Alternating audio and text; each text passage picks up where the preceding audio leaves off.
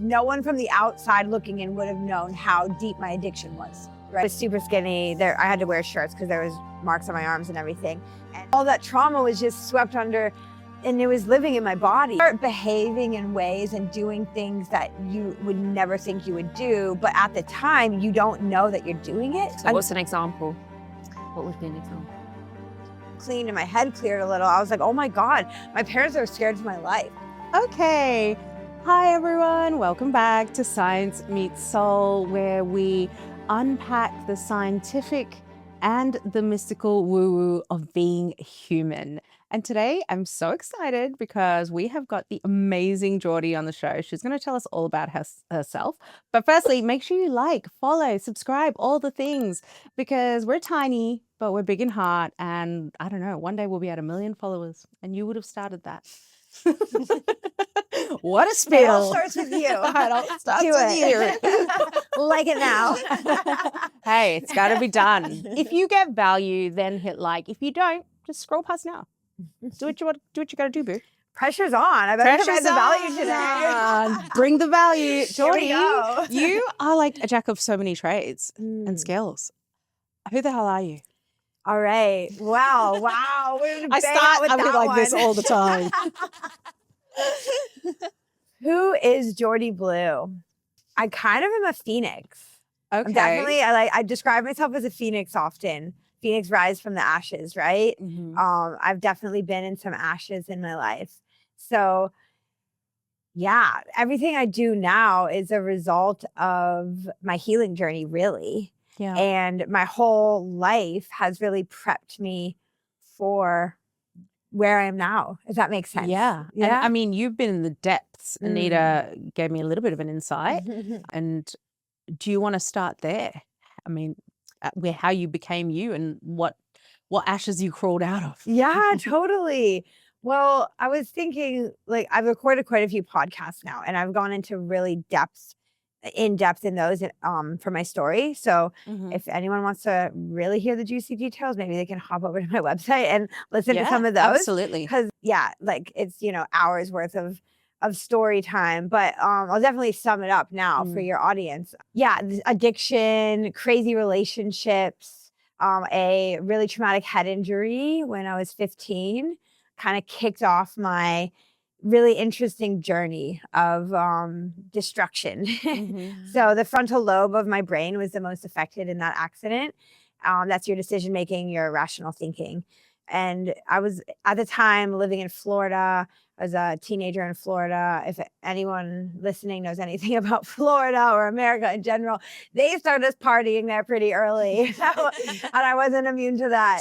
And so drugs and alcohol were like a very big part of my life from a young age already. And then after the accident, because of the fact that I really had no like filter for recklessness, for like rationalization, if you will. And so after that, there was a very clear line in the sand of my drug use and my alcohol use. And it went from like the normal party experimentation that most of my peers were doing to like pretty deep, dark addiction. What do you think? Was it just the accident, or what changed? Yeah, the accident was definitely a like factor, or like the kickball factor, if you will, the kind of like thing that really took over the edge. The trauma of the accident or the neurological effects? Both. Okay. Yeah. However, I grew up in Colorado. I'm from the States, if you couldn't tell by the accent. And I moved to Florida when I was from about 10 to 12. We started going there half the year on, half the year off. And then 12, I moved to Florida permanently. And going from Colorado to Florida was a really big change, like environmentally. I went from a ski resort to an island, and culture-wise, they're very different places. And that's already at a hard age as well. You're kind of figuring out who you are in the world. And so at that age, this I don't belong thing got really deeply ingrained. And that comes from my abandonment wound. I've done a lot of work on that over the years. I know all about it. But so the abandonment from a younger age. So we're talking about, well, really, from my lineage, it runs in my family. And then my birth story, and then that thing that happened. And childhood. Watch her story. And then my little brother having cancer when I was he was 3 years younger than me. Like, it was just the abandonment thing was already there. And then when I moved to Florida, that I don't belong piece was very strong. And I remember that being like a really big part of my drug and alcohol use because all the cool kids were doing it, you know? And also when I was drunk and I was high, I felt invincible and I felt alcohol and drugs became my new best friend. Did you feel like you belonged? Yes, Yeah. absolutely. How did you belong when you were on drugs and alcohol? Oh, I mean, look, I was the life of the party. I mean, sometimes too much of the life of the party though. Yeah. So it's funny because you like do it to belong and then you take it too far and then you get a bad reputation of being the wild girl. And, yeah. In the moments, was it enjoyed? Of course. Yeah. There were so much fun times, but there was also a lot of dark times. So in my teenage years, just to loop back into the story, like drug use got pretty heavy. I mean, I ended up addicted to heroin actually. Yeah. So it was fun till it wasn't, right? Yeah. Can we ask about that? Of course, yeah. What was it like to be on heroin?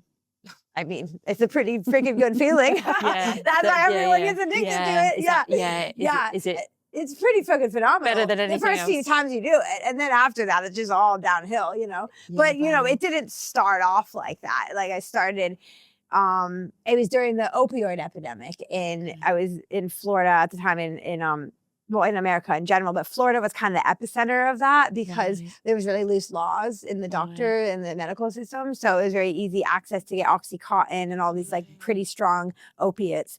And so all my peers started using them and it was always a big no-no for me. Like, do not do that. That's a bad one. Don't go there. I was doing everything else, but like that one was on my no list. Was that a party drug? Were people taking that? No, that was the kind of the drug that people hooked. It like hooks you in and it gets you. It's like an everyday. Yeah, you can kind of take it every day and still function. Like people, you can still like do things on it. And so, I started dating this guy, unbeknownst to me, who was addicted to it. And, you know, I was 17 at the time. I thought he was the love of my life. And a few months into the relationship, it became apparent that he was addicted to it. And then, of course, in trying to help him off of it, I got entangled in it. And so it started with just, you know, crushing up some pharmaceuticals and sorting them. Back then, it might sound a little bit crazy to you guys. Back then, that was very, not a normal, it was a pretty normal thing to do. Yeah, totally. Yeah. It wasn't like a big deal to be doing that. No. So it starts off with that, right? And then all of a sudden, you start getting physically addicted to it because it's a very grabby substance. And how did you feel on it? Oh, I could do everything. What could you? Like it just took the edge off. It just took that edge of like, self-doubt of not belonging. There's a reason it's called heroin. Hero. It makes you feel like a hero. And so these Oxycontin and these high-level opiates that people were getting addicted to, it's the same thing as heroin. It's just heroin street, Oxycontin's by the government pharmaceutical.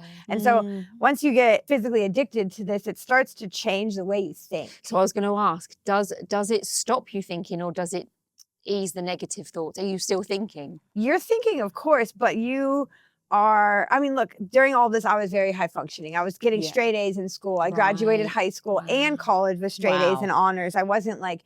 This is not an ad, by the way. No. This is... No. I do not advertise this. I was like a very rare case. Don't do it, kids. Yeah. But what I mean by that is like no one from the outside looking in would have known how deep my addiction was, right? And how was it controlling your every move? I mean, you were still prioritizing school. Life. Well, so like once I started doing heroin, like it was a pretty quick like transgression. Back to your question about the thinking, you start behaving in ways and doing things that you would never think you would do, but at the time you don't know that you're doing it. So what's an example? What would be an example? Taking money out of my parents' piggy bank, you know, like lying to friends, you know, like being really fucking manipulative. And you don't see that you're doing that though. And are you doing it to pay for it? Yeah. And to hide your use. Yeah, to hide what you're doing. Okay. Yeah. And so you don't realize at the time until you're off of it. And so like pretty quickly I was very lucky that my parents noticed quite quickly that what was happening. And then it just like progressed to heroin. Like who thinks like, oh, heroin's okay to do. Like that's never on anyone's list, but you just get into this cycle. And then all of a sudden the drugs start changing the way you think. Yeah. And then all of a sudden you're doing things you never thought you would do, like using heroin in a needle. Yeah. I always say that no child, no baby born is born thinking I'm going to grow up to be an addict, an heroin addict or a prostitute, or no child ever thinks that or wants that. There's no kids, playing at that. Do you know what I think though? What do we maybe try to get back to is the feeling of when we were a child in the heroin, right? So we're not thinking how we're going to do it, but we're not realizing as a child that we're going to be heavily conditioned into feeling like we don't belong,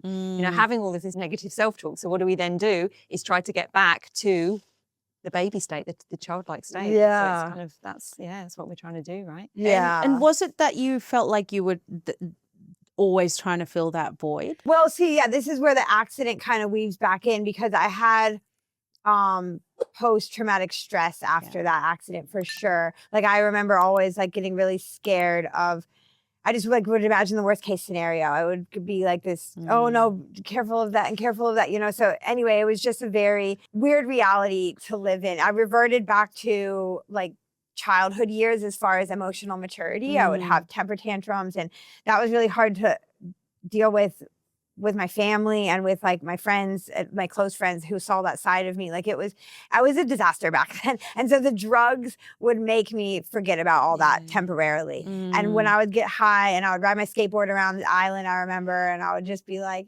everything's good. Life's okay, you know? And so that was like that. That's a lot to process as a child. Yeah. Yeah. You were a child. I was 18. You're not fully formed adult yet, and that stress was never dealt with, that PTSD. When did you start dealing with this trauma? Was it when you decided to stop using? Well, so this is more of the big story. So when I was 18, I went to rehab for heroin, and in rehab, they're trying to tell you have to be completely sober. I still had a college career ahead of me. I still love smoking weed. I still love drinking alcohol. I'm like, there's no way I'm going to stop drinking beer and smoking my blunts. Like, I'll stop the heavy stuff, but I'm not. So in that stage, I was very much like, okay, if that's off the table, that's fine. But these other substances are going to be fine. Did you say that in rehab? Absolutely. Yeah. You were quite clear. Like, what did they say when you say that? Oh, they would be like, okay, we get where you're at. But like, they were very like, no, you're an addict. You're not going to be able to go do these other things. But in my mind, as long as I wasn't doing that, then everything else flew, right? Everything else was okay. But were you actually in a rehab center? Were you going back? I was in a... So you were clean for that period? I was clean, I was clean and sober completely for 30 or 60 days or something. And then I got out. I lived in a halfway house for a little bit. And then, but I had to go back to college. So my freshman year of college, that's when things like really kind of went wild. My parents saw what was happening. They begged me to go to rehab. So another thing that would like happened when you don't think that you're behaving in a way you never think you would is like, I went home for Christmas break with my family, and they could tell something was up. They didn't know. Good. They knew, but they didn't know the extent of it. And I was super skinny. I had to wear shirts because there was marks on my arms and everything. And my parents went into my room when I was sleeping and got my stash and like had it on the kitchen counter when I woke up to confront me about it. What was that feeling like? I was mad that they'd flushed my drugs down the toilet. Wow. I saw my parents sitting there crying, and like the only thing I was mad at is that like my drugs were gone. And so like your lifeline. Yeah. And so that's what I mean about how it changes the way you think so much. And when I got clean and my head cleared a little, I was like, oh my God, my parents are scared for my life. And I couldn't even see that then. So anyway, to wrap it all up, I went to college. I transferred back to Denver, got back to roots, got back to Colorado. Like I kind of figured if I went back to the land that I grew up in, like it would be better. And it was in a lot of ways, like to be back in nature and be back in that was really nice. But I was in college in America. So you guys, I'm sure, are familiar with the American college experience. I want to go prom. Beer mountain and Is it really like that? parties. I thought that was an exaggeration. Absolutely not, girl. Like, Really? it's crazy. Yeah. Wow. It's In that case, She's got FOMO. yeah. Hey, you're back to college. Yeah. I'm only 46. Yeah. Mature You could be student. like the cougars hopping back in. No, I Wow. wouldn't go back. But anyway, I was drinking and using recreational drugs a lot, but of course, because I wasn't doing the daily use of the really bad drugs, everything else was okay. So I thought. And because also when I was using in my childhood years, between the age of 15, my accident, and 18, well, 19 actually, a lot of really traumatic stuff happened. Sexual assaults, finding my boyfriend's dead body after overdosing, crashing cars, like just overdosing on alcohol, hospital trips, and all of that stuff got swept right under the rug. So there wasn't any counseling No, or anything I after? mean, look, my parents would send me to like therapists, but they never stuck, and it was never. So I didn't. What were you like realize- in therapy back then? What was your experience of it? I felt really judged, to be honest you? with you. Oh. So I Yes. didn't really open up to anyone. Do you think the therapists back then were different to how you are as a coach now? I think so. Yeah, Yeah. yeah. I think I kind of shocked a couple of them, to be completely honest. Right, Because they're okay, like, yeah. whoa. And, maybe that was me projecting my self-judgment. Like maybe I was judging myself so bad I thought they were judging me. Sure. Yeah. Who knows? Yeah. You're in college, you're using not anything crazy according to your standards. Yeah. But an addict is an addict. So Yeah. you're drinking, recreation. So when does it all become a problem again? So again, it was very high functioning. It was like I was a teaching assistant. I got my bachelor's in criminology. So Wow. I know. No. So I got arrested 3 times as well. All drinking related charges. And Just testing out my yeah. energy. No, so I had to write a paper, Oh wow. like I had to do an ethnographical study, which is an in-depth study of a subculture. And I chose to do it on homeless people. And I did my community service for my arrest and my study at the same homeless Wow. shelter. Wow. So like I was living this double life. So again, So what was driving you to study so hard? Like what was that? it was easy to me. It was easy? Yeah, I never really had to work too hard to Really? study that hard. Yeah, Really? like to get good grades rather. Yeah. Really? No, like it just, Wow. yeah, it came natural. Yeah, like Mm. But I you would sit in class and learn, yeah. like take it I in, was and a you'd be teaching fine. assistant. I would help Yeah. teach like classes. I would help Yeah. grade papers. Yeah. Wow. Okay. Mind Yeah. blowing. Yeah, I had office hours. Like people would And come like, hungover, you were fine. You Oh. were just sorting lines off the table. Like, Wow, it was yeah. crazy. Would that keep you No. going? Look, once in a while that happened. It wasn't like I all the Yeah, time. yeah. But again, like I was like actually now talking about it, I realize how crazy it must sound to most people. But to me, that was just standard because I was just doing my life and I was just functioning. And honestly, I think I was known as the wild child party girl, but like most people back then genuinely thought I was super happy and super confident. Yeah, I mean, Because you I can was see, really yeah, good at yeah. portraying this Yeah.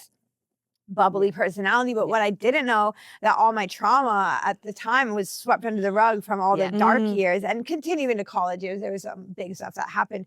All that trauma was just swept under and it was living in my body. And the drinking excessively was how I was numbing myself from it and getting through it. So yeah, I mean, Helps you stop thinking. it does. And it Sure makes does. you, it gives you, it helps you go into survival mode. Yeah. And look, there was Yeah, a lot of fun absolutely. times too. It's not like every time I partied, something bad happened. No. But every time something bad happened, it was because I was partying. Ooh. Yeah. Wow. Yeah. So like I look back on those years and I'm like, that it was a lot of fun a lot of times. Mm. Yeah. But like, yeah, I mean, look to kind of into the story. I moved to Australia. I met a pretty successful businessman in Denver, Australian guy, and we started dating, and that's how I got to Australia. And it took me out of the drug taking, like, there was a lot of concerts, a lot of music scene in Denver. It was really big. So, but like I got, plopped into the eastern suburbs of Sydney, and What was he like? What was his Did he know lifestyle about like? you, Yeah. your lifestyle? yeah, he knew all about my Was he lifestyle. into partying? What was his? Look, yeah, there was a lot of drinking involved in that Yeah. relationship. Yeah. Yeah. But still took you still took me out of it, but Yeah. like I was still drinking a lot. Yeah. So that's kind of when my drinking probably took off for a really unhealthy. Well, my drinking was always quite unhealthy. Let's be honest. It's like looking back on it was never really normal. But I like to justify myself that it was. I mean, in some ways it was. I was still functioning. It wasn't like I was hitting too bad of rock bottoms in a sense of like my life was like really falling to shreds. Yeah. But that period of my life when I was with him for 5 years was really confusing because I didn't work when I was with him. And I lived this, lady of luxury, lady of leisure type lifestyle. I lived in a big mansion in Tamarama. I flew around in the front of the plane in helicopters, and I was like driving luxury cars around. Like that was the life. And so, that's what most people strive for. And I was just handed it on a silver platter, but it actually was super unfulfilling. How was your relationship? Were you happy in the relationship? Look, that relationship, it was great in a lot of ways, but I was very toxic, and it made the relationship very toxic as well because I hadn't dealt with any of the trauma. So I had no emotional control.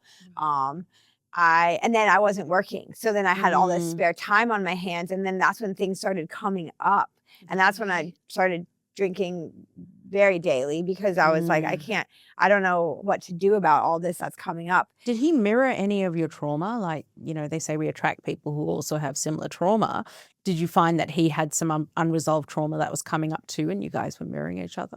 Oh, I'm sure there was a bit of that. Yeah, there was probably a little bit of that. But like, did he put up with toxic behaviors or no? I think it was like an equal amount. It was equal. Yeah, okay. But look, I mean, I have nothing but good things to say about him now, and I'm super grateful for that time that we spent. So like untangling myself, and that's the wrong word, but like kind of like leaving that, and that's when my healing journey kind of started. When I was on my own. I was 27. I hadn't ever had a job really. I didn't know how to budget money. I didn't know how to like live really. And when we broke up, like it was really hard because I went from the mansion in Tamarama to a cockroach infested in Bondi. Flat chair in Bondi. I was going to say the cockroaches are everywhere. And the rats and everything else. And I don't know why everybody loves it so much. But what street were you living on? That was Roscoe Street. Yeah, that's a cockroach. It's a hub. Place, yeah. And so that's when it kind of all really started coming to a head because I spent 6 months living my hot girl Bondi life because I had not been single in Australia, and so I was out all the time doing that. That's whole why thing. we love Bondi. Yeah. Don't mind the cockroaches. I think there's many forms of cockroaches in Bondi and many species. That's all I'm going to leave it at. You're not lying. So judgy of me. Look at me.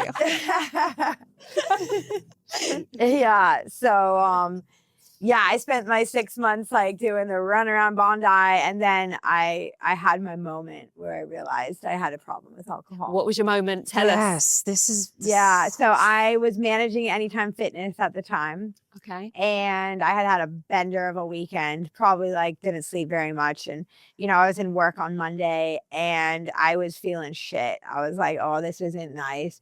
And I took my lunch break, and there's a little sushi place right next door to the gym. And I drank 2 little crafts of sake at lunch just to like straighten me out. That wasn't even like, that was just to take the edge off from the weekend. Was that a beer? No, sake. It's like sake the Japanese drink. Yeah, it's quite strong. It's wine. It's rice wine. Yeah, it's quite strong. Oh, you got wine. it from the sushi place. Oh, because I went to go have my lunch, and I was like, oh, let's have a sake. Liquid lunch. Yeah, I mean, I probably did eat 1 sushi roll. But I had this moment, and I was like, this isn't normal, Jourdi. Like, what are you doing? You're working in the fitness industry, and you have to drink. It was. What made you need the drink? What made you have that sake? Because I was hating myself. I was riddled with shame how I behaved the weekend before. Right. I was probably detoxing from the toxins I put in my body the whole weekend. And I just needed something to take the edge off. Yes. Yeah. Got you. And I had this moment, and I was like, I need help. And I just looked on my phone. I was like, therapist that specialized in addiction. And I called right away and I got this woman on the phone. And that was probably the first therapist I really connected with. Okay. Yeah, That was different. What do you think? I was ready. You were ready. Yeah, I was ready for help. Yeah. And that was Didn't feel judged. No. No. A little bit. Yeah. At first Really? I did. No, I don't. I think that was a me thing. Yeah. I was judging myself so hard. 'Cause you have to understand, I was super good at portraying this, hi, I'm Jourdi, I'm so confident. But inside, that inner voice, I was so freaking mean to myself. Yeah. I hated myself. I couldn't look at myself in the mirror.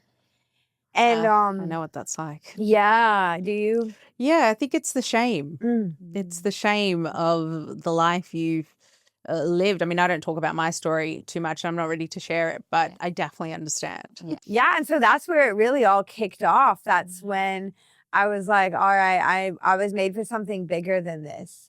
And I had done my yoga teacher training when I was with my my ex. And so, I was not ready to start teaching yoga.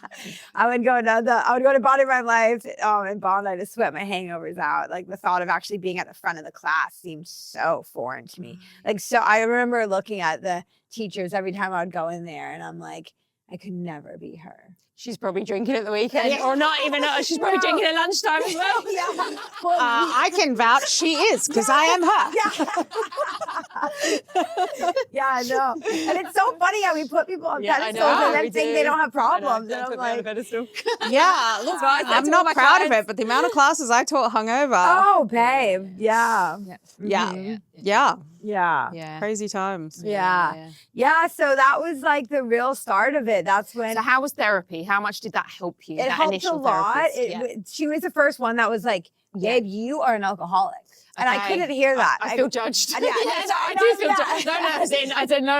Yeah. That's where Exactly. Yeah. And so like, I was like, oh shit, am I? Yeah. And like, but if you look at the evidence, it was like, I was a very high functioning alcoholic, but absolutely. And so I would not, like giving up alcohol for good was not in the realm of possibilities for me back then. It was like, let's take a 30-day break and reevaluate. Yeah.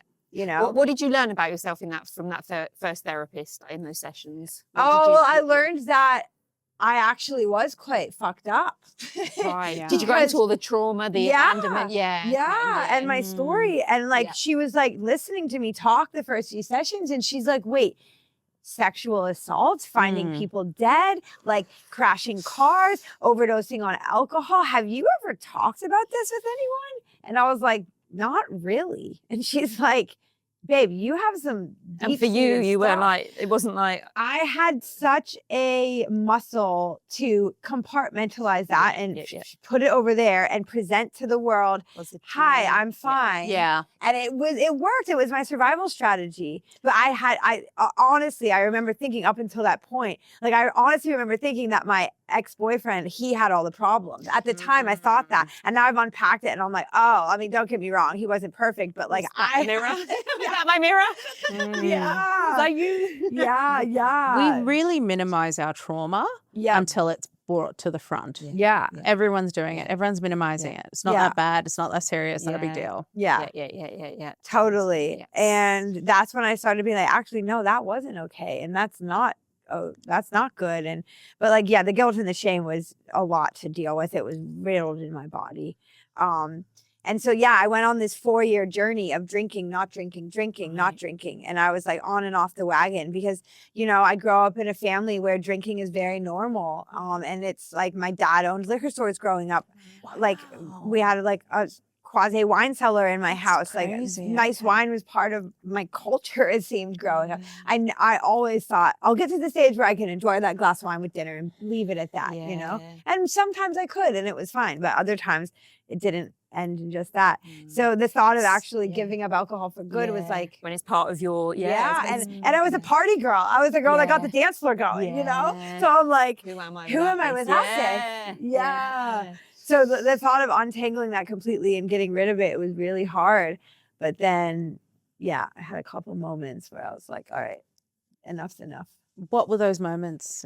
Well, I actually was on a reality TV show. Which one? Below Deck. Oh, were Below you? Deck. I Oh never my watched it. Oh God. my God. Below Yeah. Deck's good. You'd love it. It's right up your That alley. inspired Yeah. my friends to go and do. They used to sit there and watch it, and they built their dream. Oh, really? Wow. tell How you, long but were you on anyway. that show? This is Yeah. I'm amazing. gonna tell them. Yeah. So I filmed it over my 30th birthday. And it was right when I was starting to do all this like manifestation work. And so I manifested being on this fucking boat for my 30th. And they, you know, you're on a super yacht, you're living the life of luxury. I was right back with my ex's lifestyle. I'm like, I can do this by myself. Look at me go. So I got a bit cocky and I went on the show with the intention not to drink. Well, Okay. it was my first Below holiday Deck. without drinking. Uh-huh. It was my 30th birthday. They plow you with alcohol Oh, intentionally. damn. Yeah. So of course I ended up drinking, and of course I tried to downplay it and I tried to, but you know, editors of reality TV, let me just say there's a special place in hell for them. I do believe that. I think Yeah, reality the TV way is they can twist things around a and slippery slope. You look, I signed a contract that signed my life away. That's I mean, on a general speaking terms, reality TV shows can write the script for you. They navigate the storylines. And I really wonder, and I think it's all coming out now with a lot of this Love Island stuff in the UK about how we're going to look back at some of the trauma that's been inflicted on people, actually. Oh, totally. You know, and I think it's starting to happen. But I've always said it. I said, as a society that we're developed and we're growing and we're supposed to have emotional intelligence, some of these reality shows are brutal and they're taking us right back to freaking caveman and cavewoman times that And the unfortunate causing, thing is you know, it's what unhealth. sells, and we want to watch that, and Yeah, that's the I problem. don't, but no, I you know, might. but that's the problem with it, is that people want the drama and they want all of that. So it's feeding it's mirroring us. If we didn't want it, it wouldn't be there. So we're all responsible. We're all responsible, and that's why we have to talk about it. Yeah, you know what I mean? absolutely. We all have our own drama that we get engaged with. I'm sure I have something. Mine's the Charlie Kirk thing, which I'm down the rabbit hole with that. But anyways, Okay, right. please continue. Yeah. So you're on Below there was Deck. that. I was on Yeah, Below Deck, wow. and then they don't tell you what you're going to be portrayed as. Your episode is Which just character air. you are? Yeah. And I happened to be in America at my family, at my my aunt and uncle's house. When my episodes drop. So my whole family and me are sitting around the fucking TV watching this unfold. And I could, within the first 5 minutes of my episodes, I was on 2 of them. I could see the storyline that they were going to spin. And I was just like, that is horrific. So and watch the episodes. It's okay. Watch them. I've alchemized the pain. I'm proud of it now. I really wish they would have just showed how much fun we had. We had a lot of fun, but you know that doesn't sell. It's not clickbait. So anyway, so there was that incident that happened, and then I got invited because you have to understand during my periods of sobriety, I'd since started teaching yoga. During the pandemic. The pandemic was great for me. I got that's when I really got sober for longer periods of time. I got in shape and I started my coaching business. And so when I would stop drinking for those 2, 3, 4 months at a time, my business would start going and it was like the universe was like, here you go, here's some opportunities.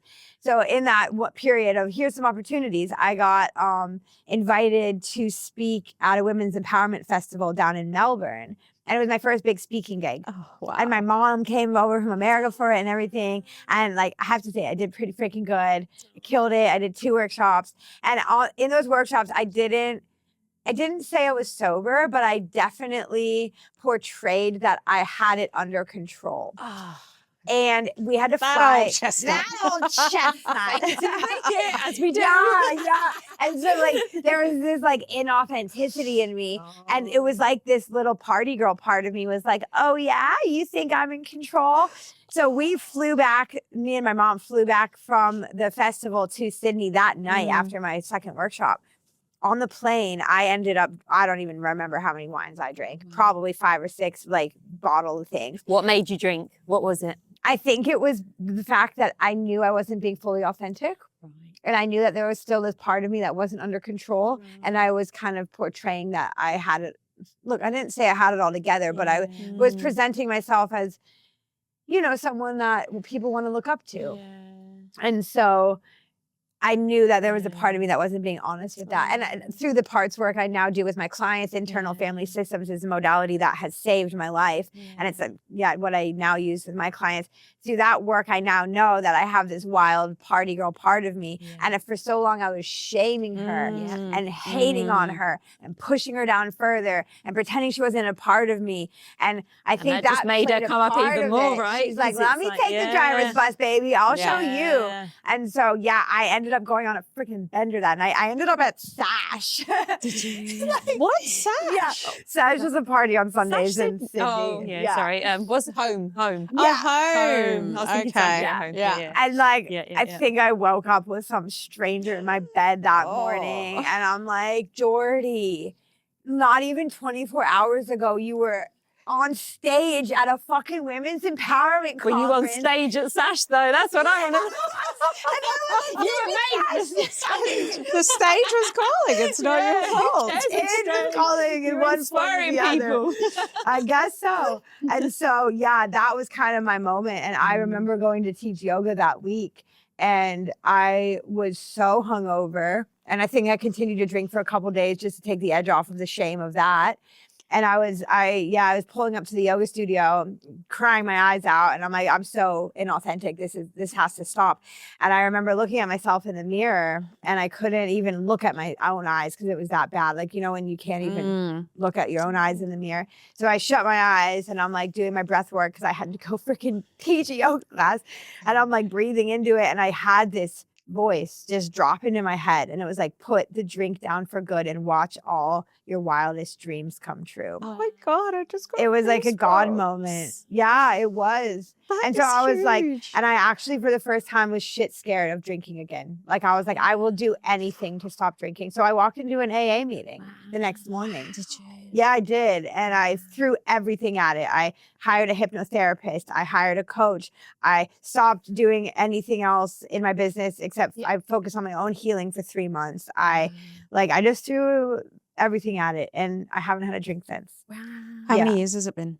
Almost 4 years. That's amazing. Wow, man. Yeah. That is huge. Yeah. And to be honest, all my wildest dreams are starting to come true. Wow. It's pretty wild. That's amazing. It's pretty cool. Wow. So what was different again in that therapy, what was different with that therapist, that hypnotherapist? What was different in that whole process to I what think had I happened was before? ready. You were ready. Yeah, I was ready for it. I wasn't ready until then. You're not ready till you're ready No. with these things. And, Yeah. and unfortunately with drinking, with drugging, with partying, like people who are doing that, they don't see how bad it's actually wrecking their life until they get out of it. And then they look back and they're like, whoa, that was all happening and that was the result of all this. And I didn't even put it all together. And so it's the same thing that happened with the heroin years ago. That seems like a lifetime ago, by the way, was happening with the drinking. I didn't have one of my dearest relationships broke down because of it. Like I was dating this other guy for 4 years and that was one of the main reasons we had to break up because of my drinking. And I couldn't even see that, And that was a good relationship. Yeah, we're still best time. friends. Yeah, We're amazing. awesome. Like he's great. Yeah. I'm friends with most of my exes. Not all of them, but most of them. Yeah. So how was AA? AA was, it was great. I know a few people that have, Yeah. they saved their life. So. Yeah, no. Well, what do you think about the whole thing then? Because this is the therapist telling you you're an alcoholic. AA, I'm an alcoholic. Yes. Maybe in the work you do now, do you label it that, or was that how does that all go? The identity. This is where it's hard for me too. Yeah. When I go to a meeting, I'm not a member anymore, but we'll pop in here and there sometimes. And it's a great program. It's saved millions of lives. Definitely. And it is the only thing that works for a lot of people. Yeah. Is it the only way? Sure. I don't believe so. No. But that's why I kind of stopped going because I found other avenues. So you grew out of it. It's kind of I think an entry level, and then you find ways of disidentifying from the labels. But we need the labels until we don't. Of course, and that was kind of the one thing that I had trouble with. It's the first step is I'm powerless over my addiction. Is that what you say? Oh, that's kind of what you agree to, and Yeah, interesting. Wow. I do understand the concept of it, but we're freaking powerful. Well, yes. man. Beyond Yes, our exactly. And the power is Yeah. in here. Yeah. And they kind of teach that it's something out there and that all of you is not. Yeah. Look, and I again, I don't want to. No, because it helped. It was it was there for what it was there for. And yeah. But for me, like to empower myself, I had to take my power back and realize that I am lovable. I am worthy. I do freaking belong. And once I started taking my power back, then it made the addiction easier to kind of go over there. I mean, if you've got the power to destroy your own life, you've also got the power to create it in the most beautiful way. 100%. But we're only given the reaffirmation of one side of our failings, of our pain, of our mistakes. We're not really taught about creation. And when we talk about manifesting or any of this stuff, any of the empowered stuff, it's woo-woo. Yeah. And what we are taught is exactly what you spoke about earlier. And what we talked about is the under responsibility. We are taught, I spoke about this earlier, to blame. So from young children, we watch everyone blaming everyone else. We learn to blame each other in the playground. So of course, that's all that we do. And it's like, you thought it was the ex's because that's all you knew to do. It's like, it's his fault because I'm under responsible because that's all I've ever been taught. That's why we're at war with the world, because there's the under responsibility playing out on that scale. And it's like, to be able to then be taught that the power is all within is like, wow, how would we ever know that? It's not what we're taught. No. Yeah. It's not. So what's it like helping people? The most like soul fulfilling thing ever when you see someone going through a process and then like remembering like who they truly are. It's the biggest gift, man. And like just to know that I've been through all of it and now I'm on the other side and like I've been through it all and then I get to also now help other people like work through their own traumas and their own emotions associated with it. This is what I was put here for. This is like my soul's purpose. And like there's no better feeling. It's soul fulfilling on a level that drugs, alcohol, the first dose of heroin could never give you. I wonder if this path of healing and helping and holding space is what helps to eliminate the shame. Oh, 100%. Yeah, 100%. It's an ongoing journey, you know. Sometimes I share my story with the wrong crowd and I have vulnerability hangover. It's real. It's a thing. So say more about that. What is that? Oh, it just means when it's not well received and it's like with the wrong people that aren't ready to hear it. And maybe sometimes because I am so open now, I don't have a problem talking about my story because like I have worked through a lot of the trauma from it. So for me, it's not a big deal to talk about, but for other people, it activates their trauma. They're not ready to hear it. And I've made the mistake of, I don't want to use the word dumping because it wasn't ever dumping, but like opening up too quickly or to the wrong crowd. And then you quickly hear or see or feel more their reaction. And then it makes you go, oh God, oh God, that's part of me. Ew. You said that to me when you first met me. You thought you'd shared too much with me. And it was so like, oh my goodness, it was the opposite. And it's like, this is the right crowd, right? So you kind of got to pick your crowd. Yeah, I can see. Thank you for holding that space. Yeah, no, I see that. So what do you see yourself? I mean, you're in the space of healing and giving. What is like the dreams that you saw coming true and what has been coming true? So I wanted to travel. I wanted the freedom to travel. And I just left America. I was in the States for a month. I'm in Bali currently for a month. I fly directly to Europe after this. I'm on like a 3.5 month world tour. Wow. The last 4 years, I've left most of winter in Australia. I wanted the freedom to travel on my own dime as well. And like, that's happening. I wanted to love who I saw when I looked in the mirror, and I love her so much now. I love her so much. Even when I get weird and get quirky, I'm like, yes, this is perfect. What's the difference? So if you can know and describe of looking at yourself in the mirror now compared to looking at yourself in the mirror back then, what do you know is different? What do you notice?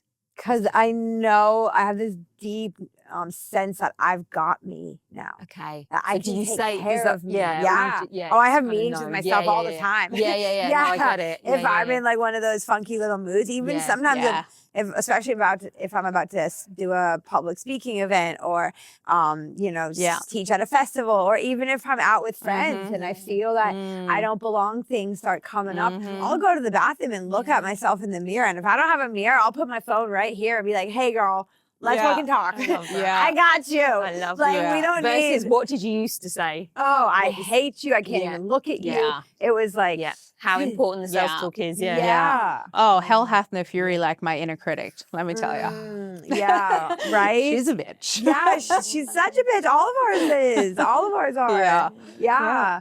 And so it's interesting journey. how you say that, because I find that with my inner critic, it wasn't as harsh. Like I hear the hardness of you two. Mine was more kind of feeling sorry for myself. So we all have different. It's we all have different. different Mine was ways. mean. Yeah, yours is mean, and I hear that. When I hear that from my clients, I'm like, wow, like, I mean, there was always kind of a sadness that used to come up for me.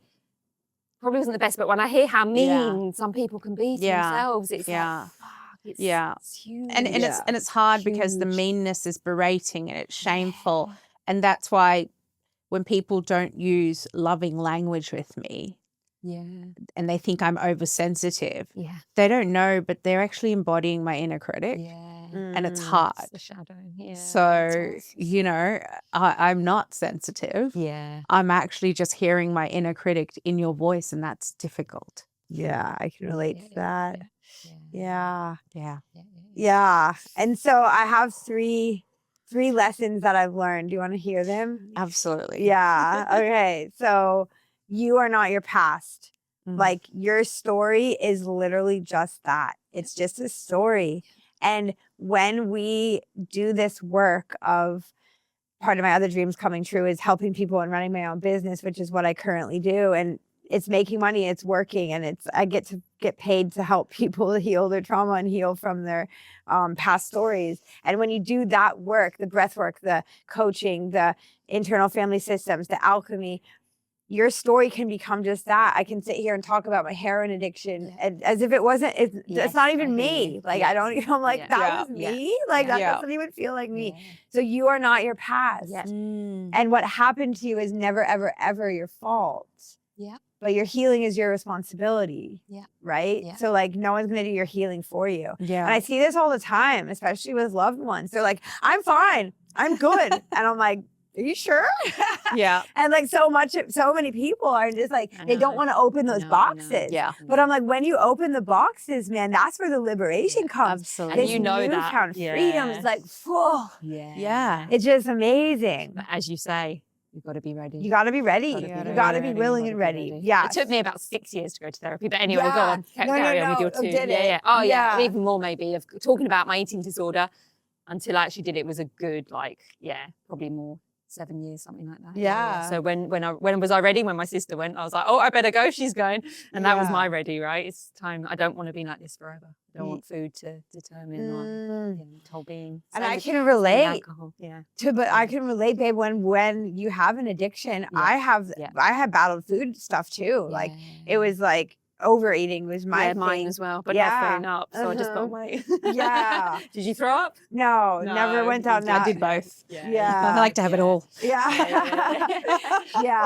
No, but like for women, especially body image. Oh, and but men as well. Let's not disregard it. They're not allowed to talk about it, but it's just as it's coming out more. But they got it just as bad. It's we just don't know about it. I coach a lot of men, so I see that. But I think what was interesting was you talking about the normality of the drinking when you were at home, whereas the normality for me was overeating. So it's the same thing. It's what we grow up around. What do we grow up around is I didn't have drinking because my mum didn't drink, so I didn't see anyone. I didn't know adults drunk. It was really a novelty when I saw friends drinking when they had kids. I was like, oh. And smoking. My mum smoked, so I loved smoking and I loved eating. And smoking was never a thing like eating. It was always food for me. So it's what we grow up around is what we become. Right? Totally. That's all over the personal development world, right? It's like you're little sponges from ages of 0 to 7. So everything we see and everything we experience then everyone's affected by that. And that's the work I do too with my clients now. Like we go back to those years and we're like, yeah, what was that? What was that first time you felt that I don't belong, you know? So yeah, you are not your past. You're not your story. Like it can just become that, just literally a story. And then the second thing is that it's all right here in this moment, everything you need. We have this I'll be happy when syndrome as society, right? I'll be happy when I have the husband, when I have the income, when I have the dream job. People kill me when I say this. Yes. And this is where I think it ties in beautifully with what you do with the breath work. Because as I watch clients giving all of that story, and then I go, just what is it that you really want? And then they take a breath and I'm like, how did you feel just then? And it's like the first hit of heroin, right? Let's say the first puff of the cigarette, but it's the internal power, right? It's the medicine cupboard that they've got within them. They take that breath and I'm like, how do you feel there? And they're like, oh, amazing. I'm like, is that what you want to feel when you've got all of that stuff? You don't need to wait. Yeah, it's right now. And like, I still have that, man. Like, I'm like, oh, I want this much X in my business every month and, you know, 6 figures and and I'm like, wait a minute. Right I'm living a pretty good damn life. I have to catch myself, right? And that's when it's like, sorry. It's like, what is it that you want to feel? What is it that you think you're going to feel when you've got all that? And it's about the feeling that we want, and we've got it now. Exactly. That's all it is. And we want to feel better than we do now. And we can in any moment. So. Yeah. It's all here. So it's all here. Yeah. You don't need anything outside of yourself. For so long, I was trying to fill that void with drugs, sex, rock and roll, relationships, love, It's all here. And so the third thing is you can literally have any life that you want to have. You can do anything you put your mind to. Your thoughts create your reality. Absolutely. And that's scientifically proven. It is. Yeah. So there's science behind that, not just woo-woo people. No. Then this is where this is the field I'm getting more into when I do my public speeches now, because people want to hear the neurology and the neuroscience and the quantum physics behind this stuff, because it is so real. And I've seen it in my own life. Yeah, same. It's like you tell yourself something over and over again, you write it down enough, you listen to it, it's going to start to shape. And when you start to do that inner work, your outer world will start to bend around you. It's freaking magical. Oh, absolutely. Yeah. Oh, how exciting. Oh my goodness. Jourdi, thank you so much. We are up for time. Thank you for being so vulnerable and open and just sharing. I know how hard it is, even when you've recovered from things, to reshare. I know going back is not, it's hard. Still bringing it up. So thank you. I appreciate that. Thank you. Yeah. Thank you for having me. A pleasure. Yeah, Anita, thank you for any last having things? me. Yeah. It's so fun to be in Bali with you, girl. Yeah, it's from Bondi to Bali. Yeah, there's a lot of questions. A lot of questions. But look, we probably need 10 more podcasts. Yeah. Because we can talk till the cows come home. But the cows have come home, and that is our time. So like, subscribe, follow, do all the things. Grow us into a big channel so that we can all learn, grow, and evolve together, because this is what we need as individuals and humanity needs.